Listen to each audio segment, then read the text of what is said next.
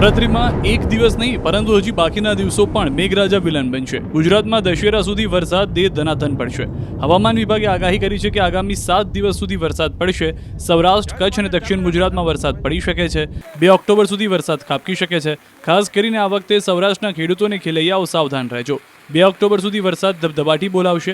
ખેલૈયાઓની બગડી શકે છે મજા. પોરબંદર, જુનાગઢ, સોમનાથ, દીવમાં રેડ એલર્ટ આપ્યું છે અને રાજકોટ, અમરેલી, દ્વારકામાં ભારેથી અતિભારે વરસાદ પડી શકે છે.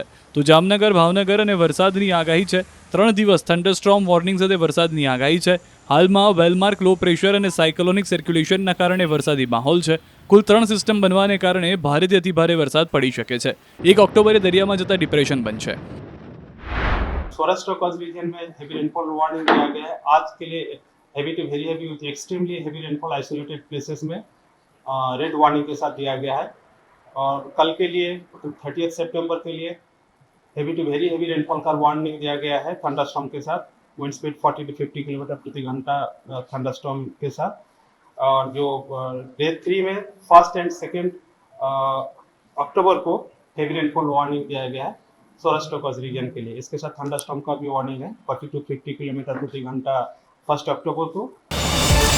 QR કોડ સ્કેન કરો અને ડાઉનલોડ કરો ન્યૂઝ 18 એપ. મેળવો ગુજરાત અને દેશ દુનિયાની પળે પળની અપડેટ્સ.